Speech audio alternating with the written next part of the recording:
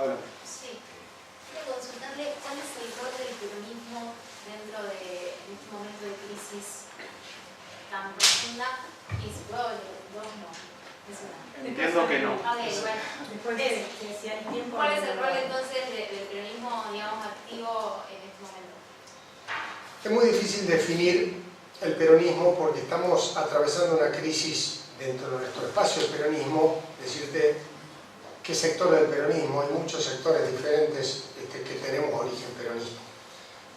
Yo estoy trabajando activamente y lo estamos haciendo, no digo si la mayoría, creo que sí, la mayoría de los dirigentes políticos, por lo menos que tenemos responsabilidad institucional, desde los gobiernos provinciales, desde el Congreso Nacional, lo que sea, para ayudar al gobierno para morigerar el impacto de esta crisis. ¿Cómo se ayuda? Primero, generando los instrumentos que un gobierno necesita. El instrumento de ejercicio de políticas públicas que se necesita para el 2019 es el presupuesto. Ya estamos trabajando y dialogando a ver de qué manera podemos tener un presupuesto consensuado. Respecto de la ayuda en determinadas acciones que tengan que ver con cuestiones que nosotros entendemos que son herramientas vitales para la administración de un gobierno con el cual nosotros no podemos cogobernar, porque la gente eligió a otro espacio político para gobernar. Nosotros queremos practicar una oposición responsable que ayude al gobierno. El gobierno hasta ahora no ha habido, entiendo, ninguna de las medidas que planteó necesarias para administrar la Argentina en los últimos 2 años y medio que no haya tenido producto de la oposición del Congreso. Prácticamente ha tenido todas, a pesar de eso hasta ahora no se ve el resultado. Sí. Yuri Nemtsov, de la revista International Affairs de Rusia. Siguiendo la pregunta anterior, ¿cómo calificará usted la relación entre el peronismo y el gobierno actual? Y además, ¿qué le parece, qué pasos faltan para mejorar la situación económica y hacerlo más atractivo para inversores extranjeros? Gracias. Nosotros queremos desde el peronismo, y repito, hago la salvedad para no pretender representar a gente que pueda pensar distinto a mí, queremos plantear un camino que encuentre puntos de contacto con el gobierno para que aquel gobierno que resultó electo por la gente pueda tener herramientas para gestionar. Hay una situación no muy habitual en la Argentina en donde no tiene mayorías legislativas el gobierno actual, tanto en el Senado como en diputados. A través de acuerdos con distintos espacios ha ido logrando las metas que se propuso el gobierno y vamos a seguir ayudando en eso. Yo creo que la Argentina tiene que establecer un escenario en donde planteemos un mediano y un largo plazo que sea sustentable, que nos corra de lo aspiracional, que sea realista y sustentable. Primero hay que asumir la crisis en la que estamos, porque si no asumimos la crisis y decimos que es algo que no parece la crisis, empezamos mal. Segundo, una vez asumida la crisis, no para autoflagelarnos, sino para decir, este es el problema, frente a este problema vamos a hacer tal cosa. La Argentina tiene que diseñar un modelo que entienda que la política cambiaria o monetaria no es la única política económica. Necesitamos una Argentina desarrollista. Necesitamos una Argentina que acomode las variables macroeconómicas a una idea de desarrollo, no que trate de ver qué hace desde la lógica monetarista de ver a ver de qué manera nosotros nos acomodamos a la situación. Soy consciente de que hay una coyuntura para luego trabajar en eso. La coyuntura es la que decía recién. La Argentina tiene que llevar tranquilidad a los mercados y a la población en general, a los mercados, respecto del cumplimiento de los compromisos que tenemos, alejar el fantasma del default y garantizar, obviamente, la ejecución de políticas públicas tendientes a ese camino, con metas parciales cumplibles. Porque el problema, con todos los aspectos de la vida, no solo en la gestión y en la política, cuando vos te planteas una meta muy poco ambiciosa, rendís muy poco. Cuando te planteas una meta de muy difícil o prácticamente imposible cumplimiento, es autofrustrante. Entonces la Argentina lo que tiene que plantear son metas cumplibles y realizar los acuerdos con el fondo, con quien sea, de acuerdo a las metas que nosotros podemos cumplir. Me parece que es el gran desafío. Hay por lo menos 3 segundas vueltas. No sé si hay alguien que no preguntó todavía que quiera preguntar. El famoso hable ahora o calle para siempre. Bueno, callaros. Hacemos primero vos. Bueno, seguimos entonces. En materia de derechos humanos es donde me quiero meter más que nada, señor gobernador, ahora, y preguntarle específicamente, en mi presentación le decía que soy trans, en Salta, ¿qué políticas públicas viene implementando la provincia en materia de inclusión, de la diversidad, de las minorías, precisamente el colectivo trans? Me quiero detener en ese colectivo que es el más vulnerable, sobre todo, en la provincia. Sí, esencialmente, igual que lo que planteamos en cuestiones de género, en la cuestión trans tenemos un problema agravado aún, tiene que ver con una actitud proactiva que necesita el gobierno. O sea, más allá de garantizar ejercicio de derechos, lo que tenemos que hacer es ir un poco más adelante. En definitiva, tenemos que romper prejuicios culturales. Y para eso se requiere un Estado activo. En ese marco hemos incorporado, tenemos una dirección de gobierno, hemos incorporado a militantes del sector a efectos de ir monitoreando la vigencia de las políticas públicas. Obviamente requiere un trabajo sostenido que parte desde evitar la discriminación hasta la inclusión efectiva, con todo un tránsito que tenemos que hacer con un panorama complejo. Complejo, como decía, en términos de requerir de instituciones del sector público, pero nosotros hemos encontrado, y particularmente con el colectivo trans, un elemento muy interesante, que es la enorme voluntad de participación de distintas organizaciones de la sociedad civil que ejecutan per se políticas públicas con la ayuda del Estado. O sea, ir a una lógica de una democracia mucho más participativa, en donde no es que se reclama al Estado el ejercicio de políticas públicas y luego se espera que el Estado cumpla. No, nosotros, ¿qué es lo que hemos hecho? Incorporar al colectivo a efectos de nosotros acompañar la militancia en términos de la reivindicación de derechos. Y en ese marco, obviamente, siempre aquellos que son parte de organizaciones de la sociedad civil, no funcionarios del Estado, lo hacemos mucho más dinámica, con mucho más compromiso y logramos resultados más rápidos. Señor del Ciudadano. Sí. Señor gobernador, una pregunta sobre seguridad y defensa, a saber su pensamiento, pero está dividida en 2 preguntas. La primera es, el Gobierno Nacional dicta el decreto 683, que modifica un decreto que había sacado la doctora en la época del presidente Kirchner, el decreto 727, por el cual se establecía que las Fuerzas Armadas no podían de ninguna forma participar en ningún tipo de actividad que tuviera que ver con los problemas internos de la nación. Cuando se dicta este decreto 683, que deroga toda esa parte, esto habilita que el gobierno nacional mande tropas de las Fuerzas Armadas al norte.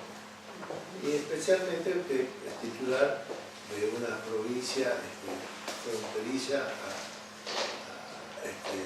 a una nación extranjera, donde ahí van a estar en conjunto las Fuerzas Armadas y las Fuerzas de Seguridad, como es Gendarmería, en donde Gendarmería tiene un poder de policía y puede disparar, puede perseguir, puede tomar gente presa, y las Fuerzas Armadas absolutamente no, porque no se ha dado esa facultad.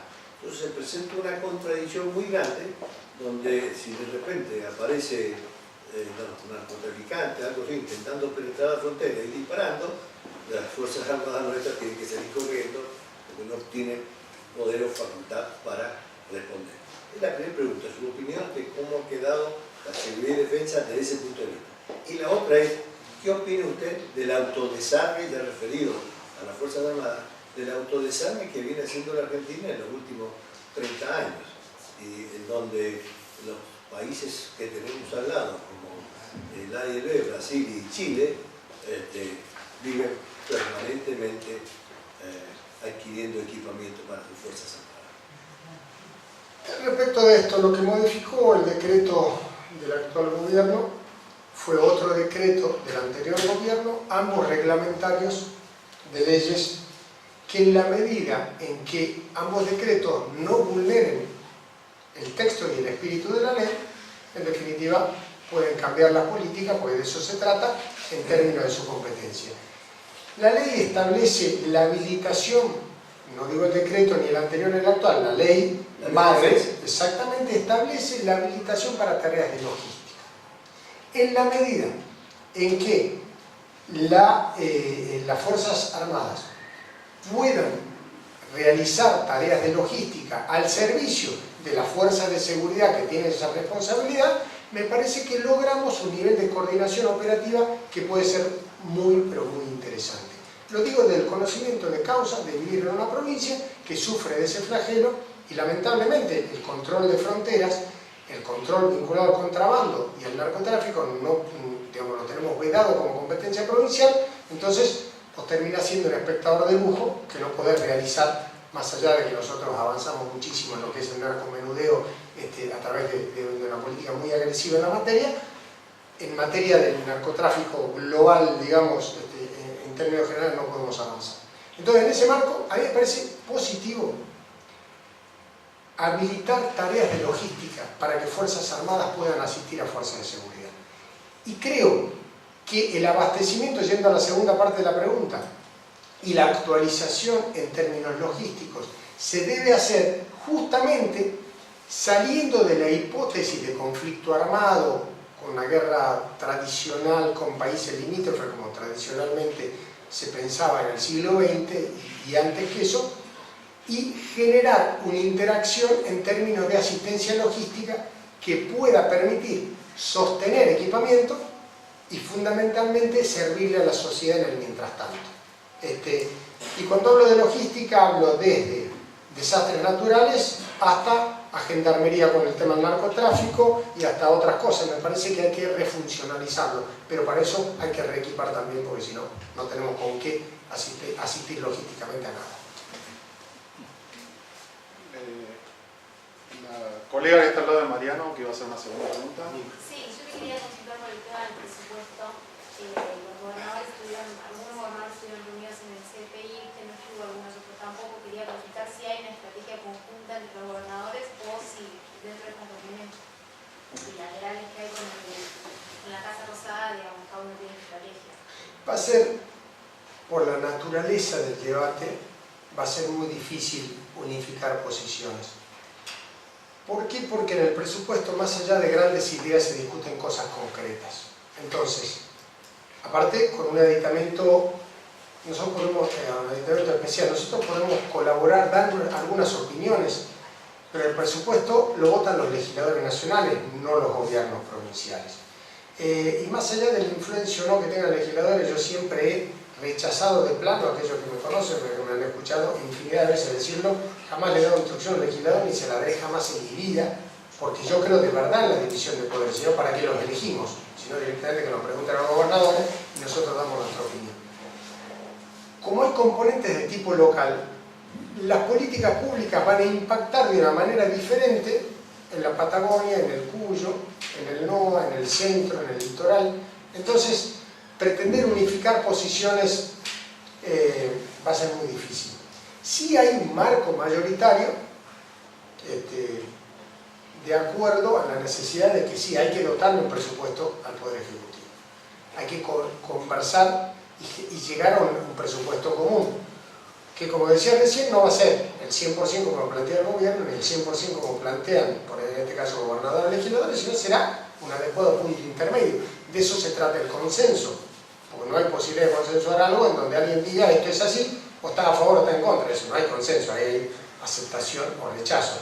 Yo creo que el presupuesto requiere consenso y vamos a trabajar en eso, pero vuelvo para ser totalmente puntual, no creo que haya uniformidad de criterios. Vamos a tener posiciones diferentes sobre temas diferentes y habrá algunos que estemos de acuerdo en algunos temas y otros que estén de acuerdo en otros temas, y así hablo no solo como mi experiencia de gobernador, sino como mi experiencia de parlamentario. Tratar de pensar en bloque a un presupuesto es muy difícil. Sí. Gobernador, una pregunta muy precisa. ¿Hay un riesgo de default otra vez en Argentina? Eso lo debería contestar el equipo económico del gobierno. Si preguntan mi opinión, yo creo que no. Pero solamente debo decir creo que no, porque yo no tengo el 100% de la información, porque naturalmente no estoy en la responsabilidad del gobierno nacional. Gracias. Liliana. Gobernador, volviendo a la pregunta anterior. En la Argentina el aborto es legal por causas desde 1921. Usted decía que no. Correcto. Perdón, solo por violación, no por causa. Justamente hay que avanzar a por causa, es solo por violación. No, no solo por violación, pero no importa, no vamos a discutir eso. Bueno, salvo las cuestiones médicas, donde corre el riesgo a la vida, eso estoy de acuerdo. No, eso estoy de acuerdo. Me gustaría saber, por un lado, por qué hay catequesis en Salta, en las escuelas de gestión oficial, siendo nuestro país un país que se denomina laico. Y también me gustaría saber, en la misma línea, cómo funcionan los sistemas de adopción y qué opina usted acerca de la adopción de niñas y niños en parejas del mismo sexo. Por otro lado, hay una ley Zacayán, que es la ley de cupo trans, retomando lo que planteaba la compañera. Quería saber si hay alguna posibilidad de que en Salta esa ley de cupo trans sea factible. Respecto de, son varias preguntas en una. Respecto al tema de la catequesis, la Constitución de la provincia de Salta obliga al Estado a proveer enseñanza religiosa desde el siglo XIX. En todas las reformas que se hicieron en el siglo XX no se logró reformar eso. No y en el se siglo logró, XX... perdón, usted dice no se logró porque se intentó reformar. Sí, se intentó en el año 1986, en el año 1994, en las dos reformas constitucionales, perdón, 98, en las dos reformas constitucionales que hubo, y no hubo consenso para modificar eso. Se planteó, es educación religiosa, no es catequesis, no es confesional. Se planteó la discusión en la Corte Suprema de Justicia de la Nación, que es el último intérprete de la Constitución, y la Corte emitió un fallo que plantea que esa obligación que tiene el Estado, obviamente la tiene que cumplir, pero fuera de horas de clase, o sea, a contraturno, fuera de horas de clase y en situación total y absolutamente opcional. Eso es lo que se está haciendo y eso está funcionando muy bien. Respecto al cupo trans, sí, estamos trabajando en ese sentido. Entiendo que hay una iniciativa en la legislatura, está avanzando en ese sentido. Me había preguntado otra cosa más que... La adopción. El tema de la adopción, digamos, yo sinceramente creo, opinión de neófito, porque es una cuestión vinculada a la legislación de fondo, no funciona lo eficientemente, por lo menos lo digo como espectador, que debiera funcionar. Me parece que tiene todo un sistema muy engorroso que desalienta, repito, por experiencia de gente que lo ha hecho, pero en eso la discusión del sexo de los adoptantes es absurdo, no tiene ninguna lógica la discusión, pero en alguna medida de cómo funciona el sistema me parece que se debiera modificar la ley de adopción en la Argentina para hacer algo un poco más factible, mi opinión. Tenemos para muy pocas preguntas más. Mónica, tenías alguna, ¿verdad? Sí. Ya la vi. Perdón. Uy.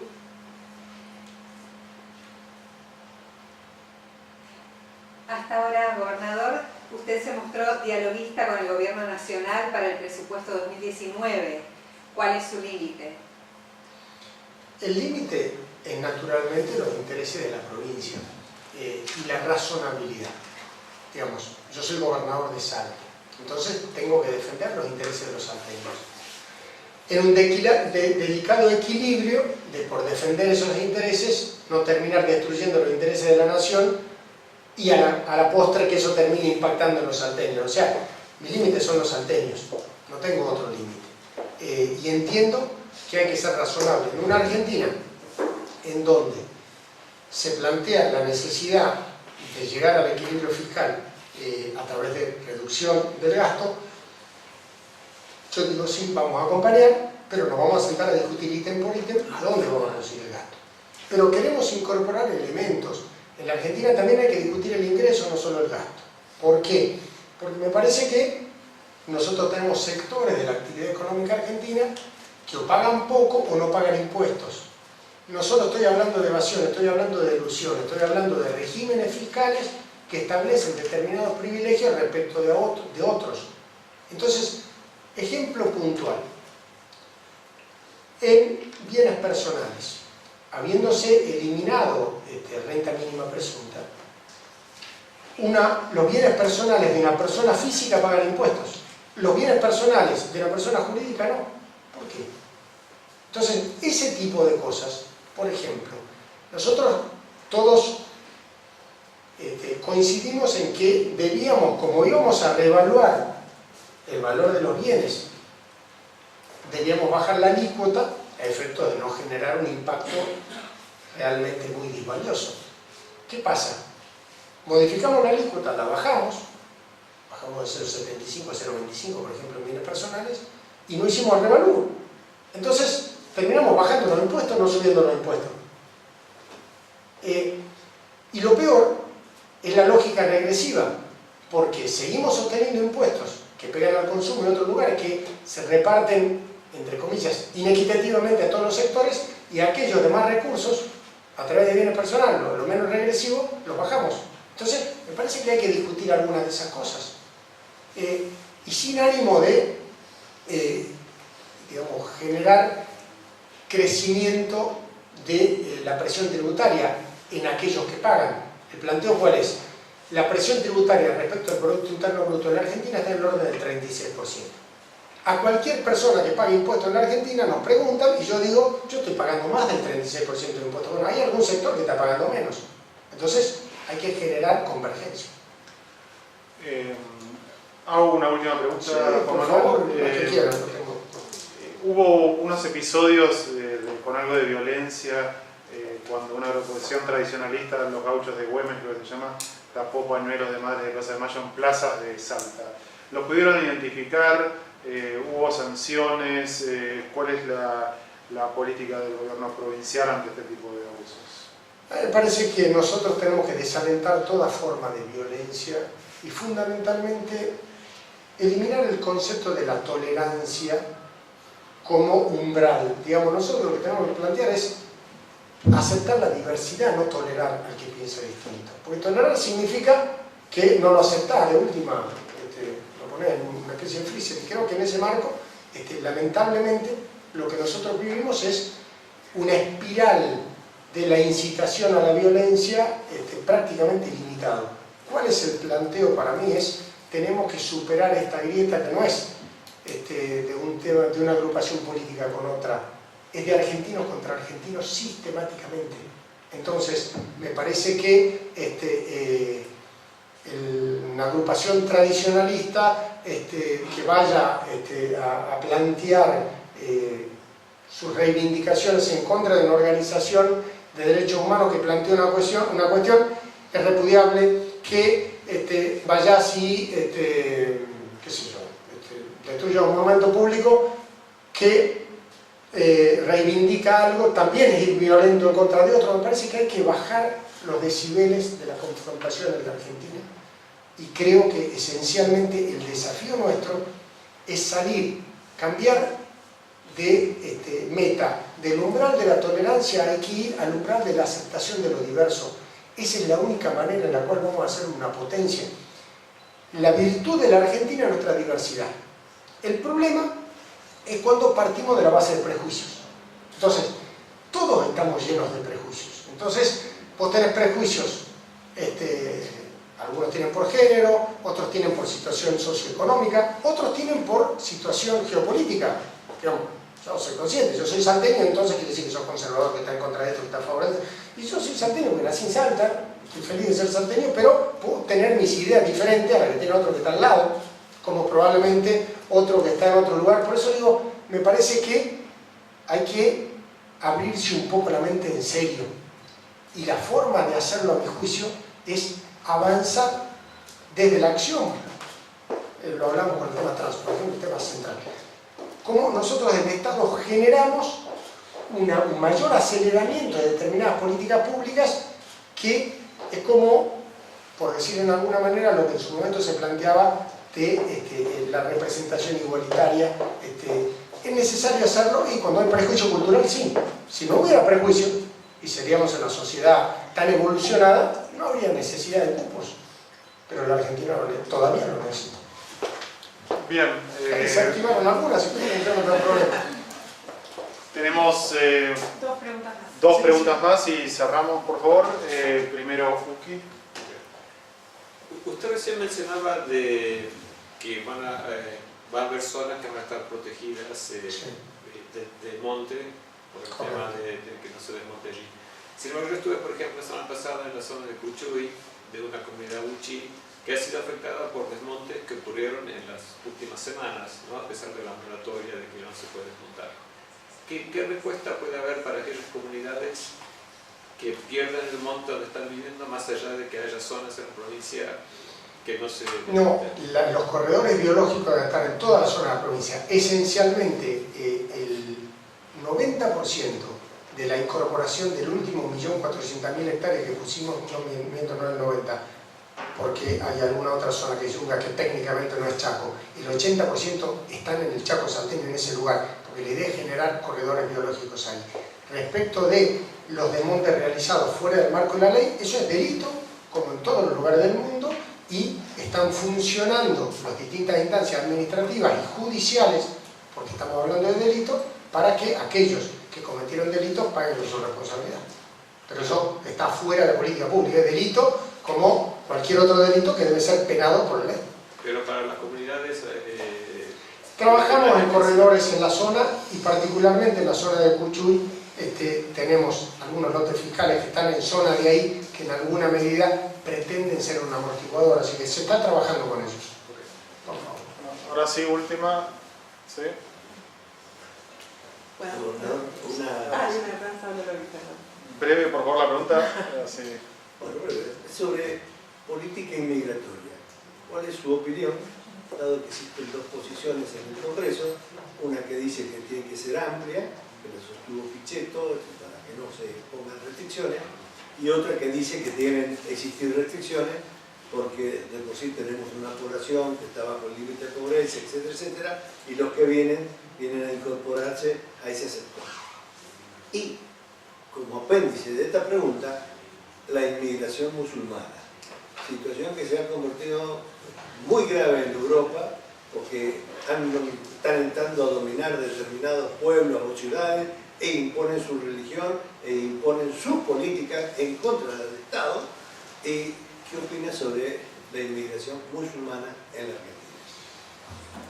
Yo no tengo otra forma, aparte de mi tarea de gobernante, la alterno con mi tarea de profesor de Derecho Constitucional en la Universidad Nacional de Salta. Entonces, estoy limitado en términos de mi formación, porque nuestra Constitución establece una apertura en donde la única lógica de restricción tiene que ver con la igualdad en términos de deberes y obligaciones. Nosotros somos un país de inmigrantes, somos un país que habilita por su marco constitucional a justamente ser un país de puertas abiertas. Con la restricción no hay derechos absolutos en nuestro ordenamiento constitucional argentino, todos son relativos. Y esa relatividad de derechos tiene que ver con la asunción de deberes y obligaciones, que es la sujeción, obviamente, a nuestro marco constitucional y las normas que lo plantean. Todos aquellos que quieran habitar el suelo argentino, como lo marca nuestro preámbulo, deben ser parte de esto. Repito, con sujeción a nuestras normas constitucionales, a nuestras leyes, con lo cual hay que plantearlo. Aparte por mi formación jurídica constitucional, por la realidad concreta. Yo gobierno una provincia que es límite de Chile, Bolivia y Paraguay. Yo no concibo una lógica sin interacción con los chilenos de la primera y la segunda región, con prácticamente todos los bolivianos y con todos los paraguayos del Chaco paraguayo. Somos el mismo pueblo. Nos tocó nacer por una cuestión del azar en un lugar o en otro. y como nos entran todos los salteños, gran parte de la inmigración que hasta ahora ha habido, no solo digamos, musulmana en términos religiosos, sino también de origen, en su gran mayoría están al noroeste argentino, por cuestiones climáticas, por lo que sea, convivimos plenamente bien. Es más, una cosa nos pasa mucho en otros países, la situación de estar al estero, digamos, de estar fuera del país, termina siendo que uno de los lugares de mayor, digamos, participación social y demás son las sociedades sirio-libanesas, que uno no puede imaginar en sus lugares de origen que sea una sociedad sirio-libanesa producto de la enemistad histórica de tanto tiempo, pero creo que la situación de inmigrantes nos ha acercado mucho, nosotros trabajamos mucho y hemos tenido buenos resultados. Esa es la virtud que ha tenido la Argentina y no la debe perder. Lo que tenemos que hacerlo es establecer derechos y obligaciones iguales para todos, que no haya privilegios.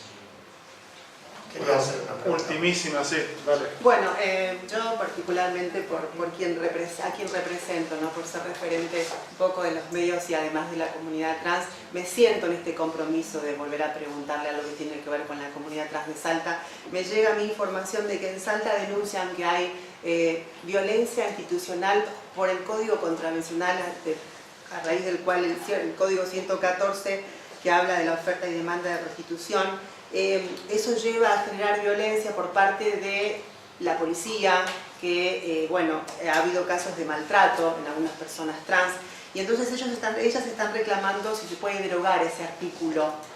¿Qué opina al respecto? Cambiamos la ley porque hasta hace muy poco en la provincia de Salta la instrucción de los delitos contravencionales lo hacía el jefe de policía. Hoy lo hace un juez, con las garantías que tiene la justicia. Entonces es un proceso que ya estamos transitando en ese sentido. Una reformulación. Exactamente, estamos trabajando en ¿Y eso. se puede trabajar en eso? O sea, el Estado puede acompañar las denuncias, los reclamos, nosotros tenemos, si no, totalmente, estamos trabajando en eso, saliendo de un lugar en donde sí, claramente había una incitación, no abierta, pero velada una incitación a la violencia. Una chica que le pegó un policía a la salida de un boliche. Y eso se viralizó y salió en muchos medios. Totalmente. Gracias, señor. Por favor. Gracias.